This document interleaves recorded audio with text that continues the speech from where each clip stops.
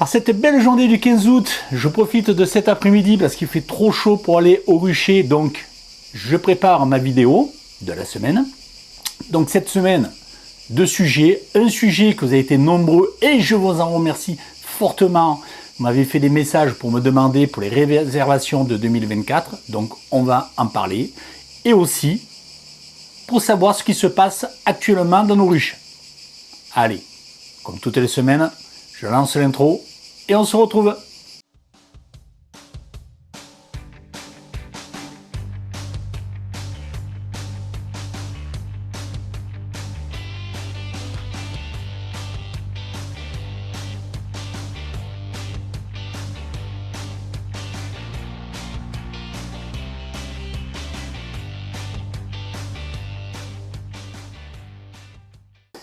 J'attaque par une dédicace à Clémence et Emma, les filles de Damien et son épouse, et une famille adorable que j'ai eu le plaisir de rencontrer dernièrement.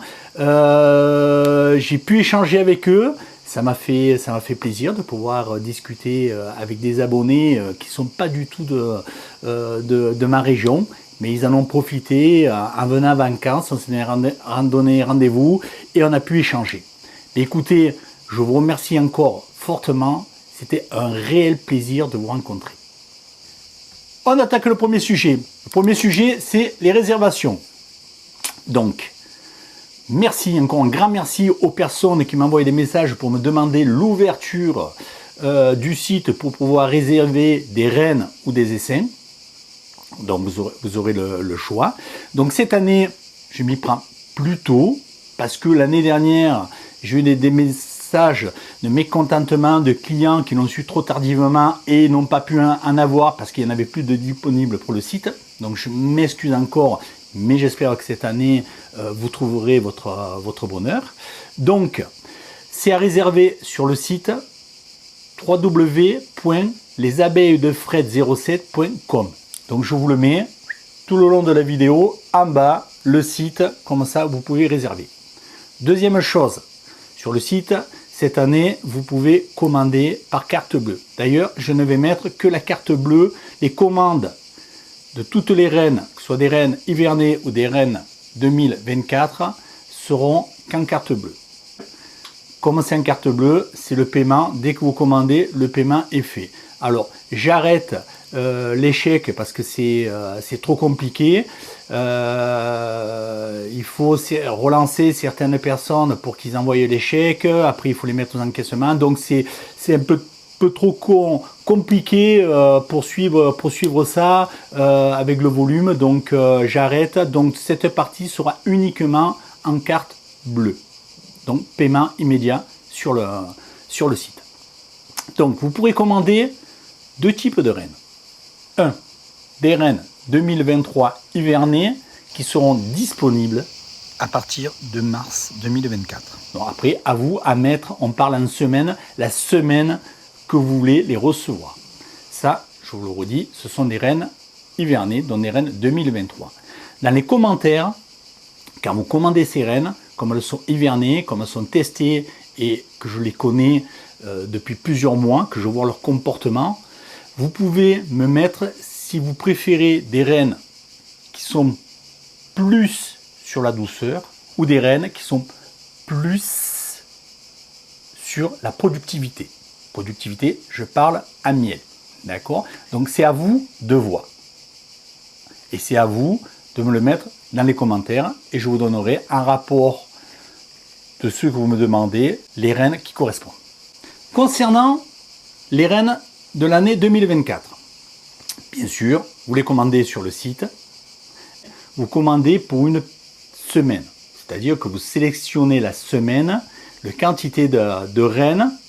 S'il n'y en a plus de disponibles ou pas assez de disponibles cette semaine-là, vous pourrez en commander que le nombre qui reste ou ce que vous avez besoin.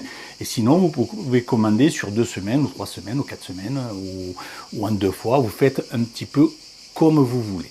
Donc, pour les rennes 2024, j'arrête les livraisons à fin juillet. Plus d'envoi de rennes sur route. Sur les rennes 2024, vous n'avez pas la possibilité de pouvoir demander une reine qui est plus douce ou plus productive. Puisque là, c'est des reines de l'année, ça fait un mois qu'on les a, on les a en nucléi, elles ne sont pas passées en ruchette ou en ruche, donc on n'a pas eu le temps de voir leur comportement et de voir leur génétique et le caractère qui domine sur cette reine. Donc là, c'est des reines, bien sûr, c'est des reines F1, vous ne faites pas de soucis, c'est des reines de qualité. Mais je ne vais pas vous promettre vous envoyer une douce plus ou une productive plus alors que je ne l'ai pas testé. C'est pas sérieux, donc je ne vais pas vous faire ça. J'aimerais pas qu'on me le fasse.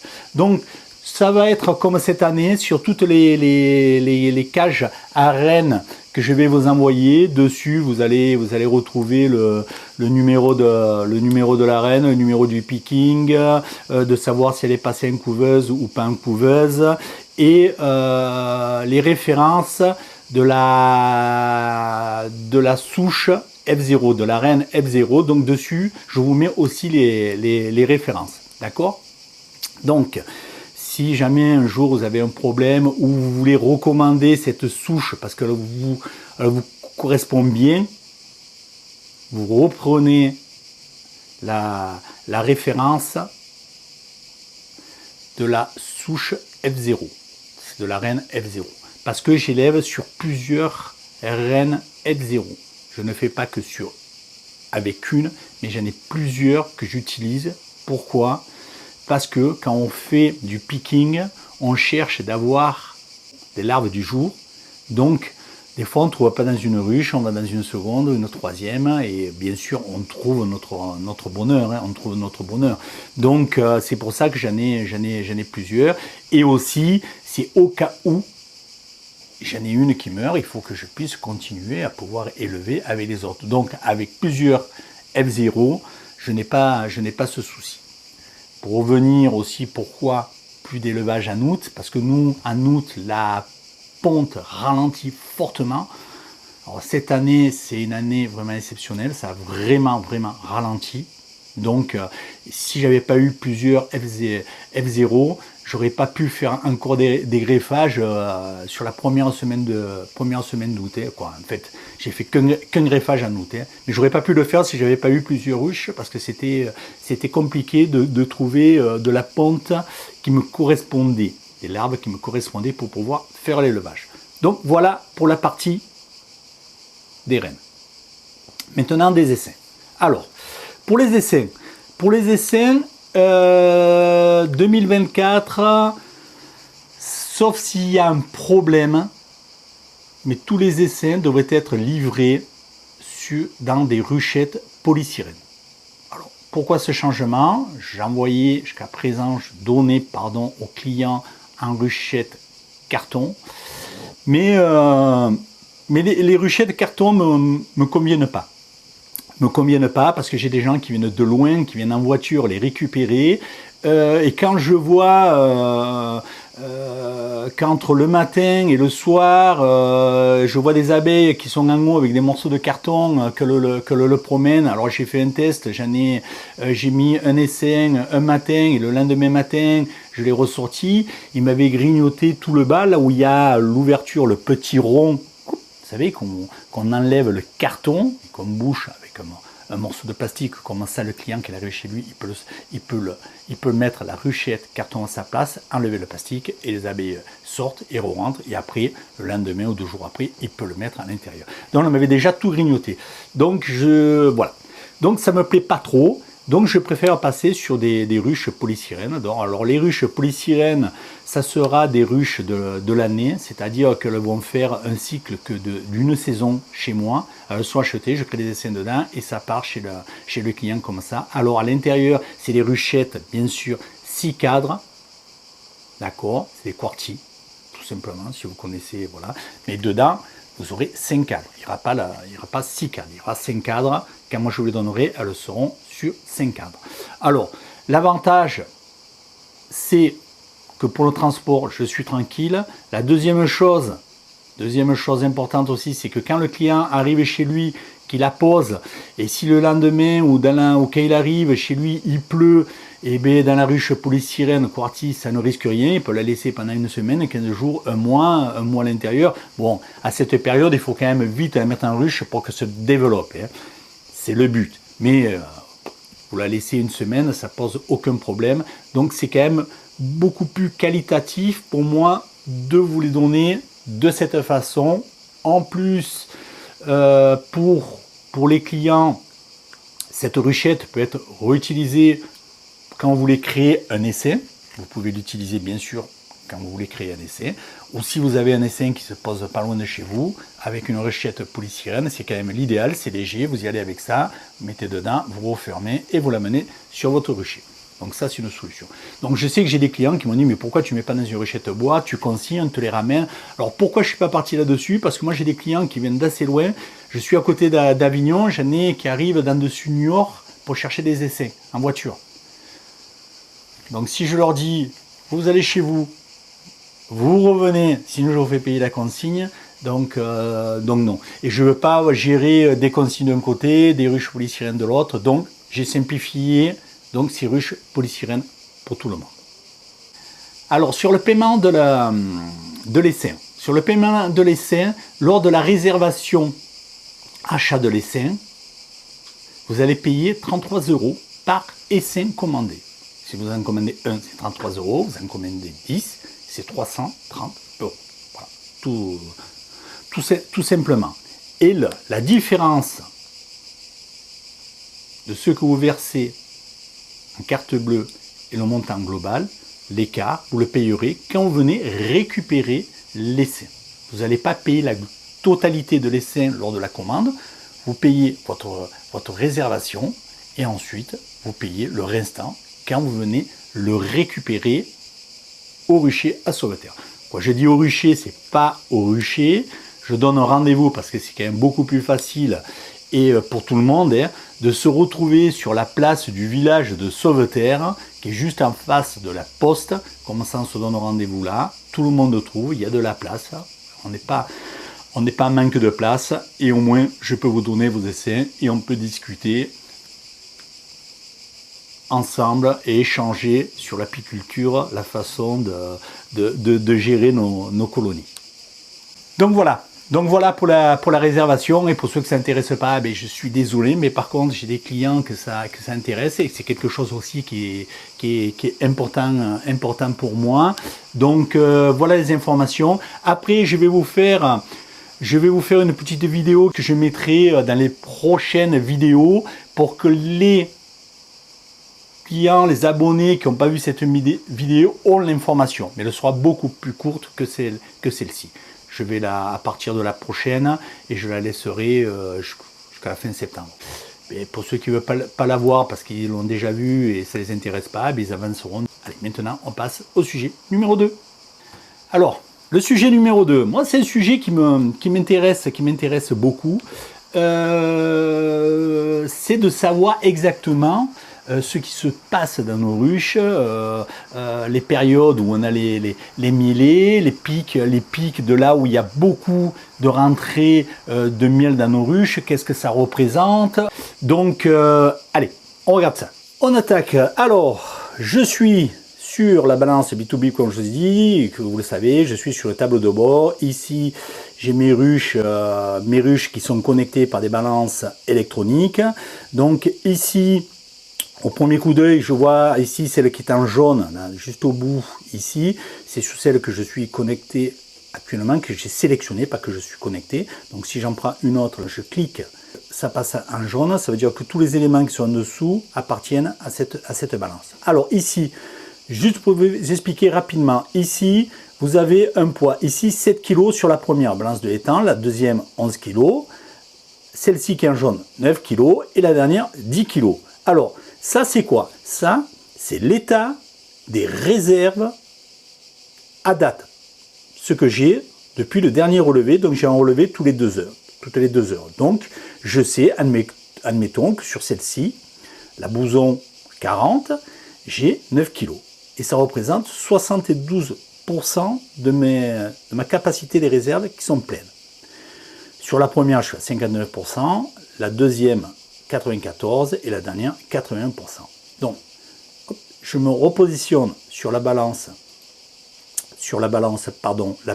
pro, et on va aller regarder un petit peu plus dans le détail pour regarder ce qui s'est passé pendant des millets pour comprendre un petit peu, et aussi pour regarder ce qui se passe au niveau des réserves, je dis bien chez nous, sur notre point géographique actuellement.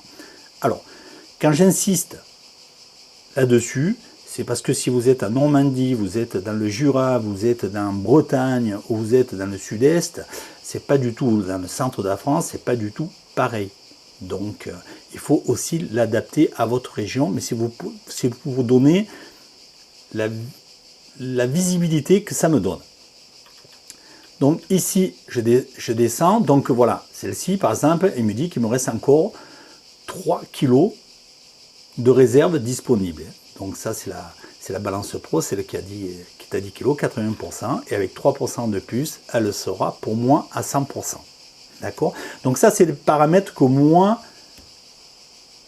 j'ai programmés. Ça, c'est vous qui les programmez. Vous allez ici, sur la clé, vous cliquez, vous allez dans les paramètres. Ça veut dire que moi, j'estime que cette ruche, avec 13 kg, elle passe largement l'hiver. Et quand je dis largement, ça veut dire que 13 kg, pour moi, j'ai pris ma marge de sécurité. Ça, c'est des ruches qui sont déjà sur 8 cadres, qui sont prêtes pour l'hivernage. Elles sont, bien sûr, traitées, donc prêtes pour l'hivernage.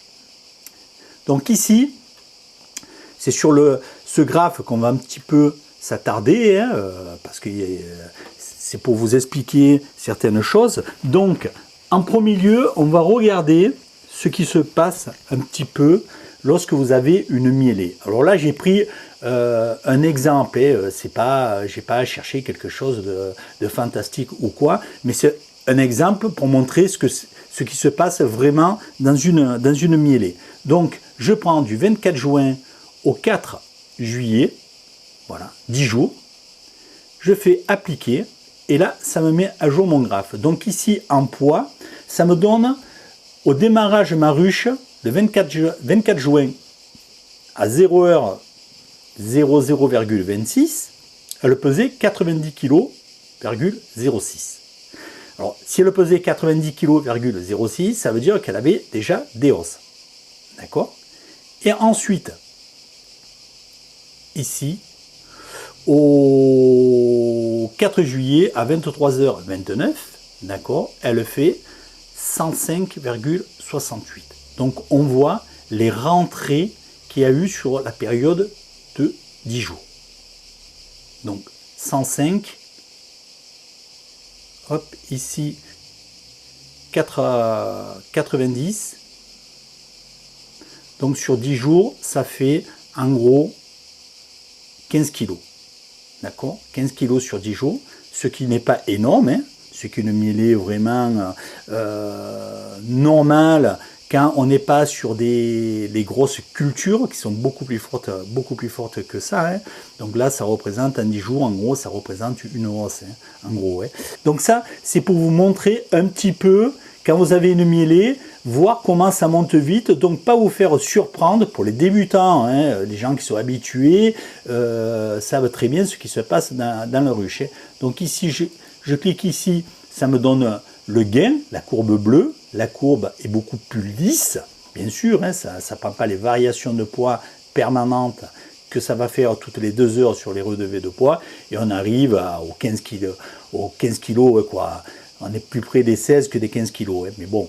Voilà, on s'arrête pour dire 15 kg. Donc voilà, pour vous donner une idée quand vous avez une mielée. Donc si vous êtes sur des grosses cultures, quand vous avez des hausses qui sont pleines à 50%, et si c'est la pleine mielée, il vaut mieux rajouter une hausse, une hausse, hein, vous la rajoutez par en dessus, et puis comme ça, si l'autre se finit de se remplir à quelques jours, et que vous ne pouvez pas vous y rendre parce que vous êtes au travail, au moins vous avez la hausse qui est dessus, qui va prendre le relais.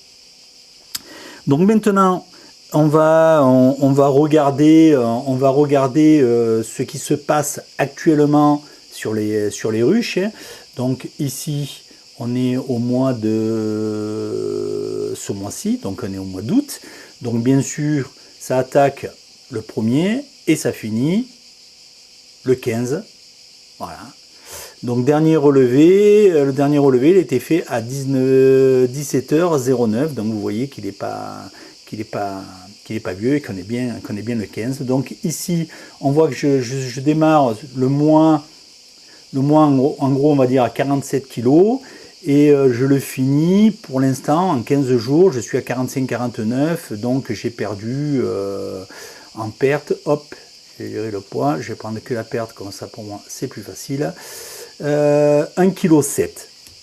Alors 1,7 kg en 15 jours, ben, on va dire que j'ai perdu en gros, ça fait un petit peu plus de 100 grammes par jour, ce qui n'est pas beaucoup pour nous, pour la période. C'est pour ça aussi que j'ai encore beaucoup de miel dans mes ruches, parce que actuellement on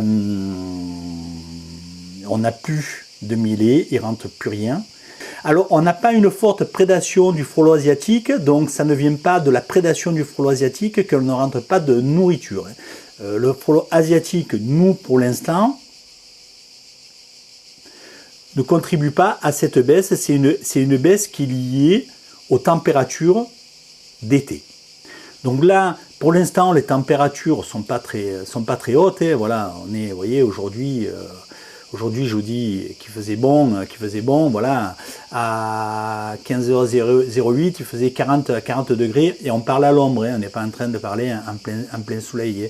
Hier 38, avant-hier 39, 38, 39, et là on nous annonce sur les jours à venir des températures plus hautes. Donc ils annoncent, je regardais moi sur la météo sur mon téléphone portable, ils annoncent qu'on va dépasser les 40 degrés, 40, 42, donc voilà, donc je verrai. Donc on voit qu'on est actuellement dans une période où on a une chute de réserve. Donc faites attention si vous démarrez pas l'été avec beaucoup de réserves dans vos ruches, parce que ça peut poser un problème. Alors pourquoi je voulais vous montrer ça en image, ce suivi du poids, parce qu'en image c'est parlant, c'est pas discutable, c'est des balances qui font les relevés, c'est pas fait manuellement, on n'habille pas comme on veut, c'est du réel quoi.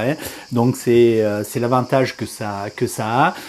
Même si on peut discuter qu'une balance peut avoir un écart de 30 ou de 80 grammes, mais ça joue pas. Vous avez vu, il y en a une qui est dépassé les, je sais plus si je voulais montrer une image ou quoi, mais il y en a une qui a dépassé les 5 kg, même s'il y a une erreur de 200 grammes, c'est le dernier de mes soucis. Mais ça me donne une très bonne information, moi, de savoir ce qui se passe sur mes ruchers quand on ne peut pas y aller en permanence. Alors, moi, je suis pas dans le cas où je ne peux pas y aller en permanence, puisque je fais que ça. Mais ça me donne aussi mon timing d'aller sur un rucher. Pourquoi sur ce rucher, pourquoi pas sur l'autre, etc. S'il y a un rucher que je vois qu'il y a une grosse mêlée, que je vais être peut-être à court sur mes hausses, mais je me déplace sur ce rucher. Et donc voilà, ça me donne des timings. Et si une semaine je suis un petit peu juste en temps, parce que je suis beaucoup sur l'élevage, c'est là où je passe le plus de temps, moi, c'est sur l'élevage. C'est pas dans mes ruchers pour aller regarder mes hausses, parce que je suis pas un gros producteur de miel. D'ailleurs, je produis du miel, voilà, pour regarder ce que mes reines F1 le font, etc. C'est pour vraiment juger la qualité des reines. Mais je ne suis pas un vendeur de miel comme certains. C'est pas du tout ma vocation. De toute façon, on ne peut pas tout faire. On ne peut pas faire de l'élevage et du miel. Ou alors, il faut être nombreux, et c'est pas mon cas. Donc, je me consacre surtout à l'élevage. C'est ma priorité. Donc, les balances, je vois les mêlées, je vois comment ça monte, hop, hop, hop, je peux voir s'il faut que je rajoute des hausses ou pas des hausses, récolter le miel, pas récolter le miel, etc. Et aussi, ça me donne, maintenant qu'on n'a plus de hausses, que moi j'ai plus de hausses sur mes ruches, et que j'ai plus de rentrée de nourriture, je vois la variation que j'ai à la baisse. Alors la variation qu'on a regardée sur une ruche, je peux vous dire que même sur les ruchers d'à côté où il y a les balances, c'est la même chose. Ça diminue plus ou moins vite suivant la quantité d'abeilles que j'ai dans les ruches, mais quand je suis sur 8 cadres, à quelque chose de près, je retombe quasiment à la même baisse. Chez nous, la ponte a fortement chuté en ce début août, et quand je dis fortement, c'est fortement. Dans les ruches, ça s'est quasiment, sur certaines, arrêté. Donc beaucoup de réserves, grosse chaleur et plus de rentrée. Les reines se sont mis en arrêt. Donc c'est pour ça que là, le traitement que j'ai fait, et je le fais à un moment opportun, parce que je n'ai pas de gros couvains. Donc il sera d'autant plus efficace. On arrive à la fin de l'épisode. J'espère que ça vous aura intéressé. Et puis on se donne rendez-vous normalement, s'il n'y a pas de souci, semaine prochaine. Ciao, ciao et bonne semaine à vous.